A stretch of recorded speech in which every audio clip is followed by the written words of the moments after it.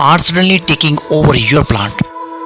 They are not just wandering, they might be protecting something that's damaging it. Have you ever noticed ants suddenly taking over one of your plants? You might think they are just looking for food, but often these ants are actually protecting something else that could be damaging your plant. Aphids release a sugary substance called honeydew. Ants love it, and in return, they protect the aphids. Teeny insects called aphids feed on plant sap, and in return, they release a sweet substance called honeydew. Ants come to feed on the honeydew, and in exchange, they protect the aphids. So ants and aphids help each other, but the plants ends up by paying the price. Seeing one or two ants is not a big deal, but if you notice ants along with aphids and the plants looks weak, that's when it's time to take action.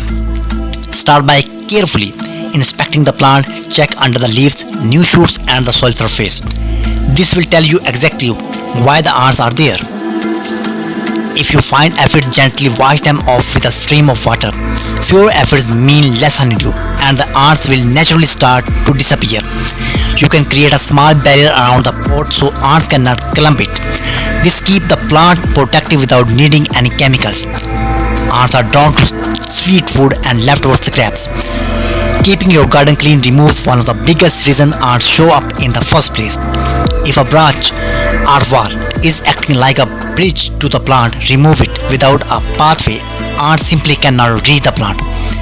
Never spray random chemicals directly on your plant.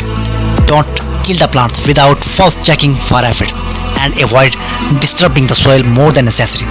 Just remember 3 simple steps. 1. Inspect the plant. 2. Remove any pests. 3. Block the ants pathway. Ants are not the enemy. The real issue is whatever they are protecting. Find the cause and your plant will stay healthy. If you found this video helpful, subscribe for more simple practical gardening tips.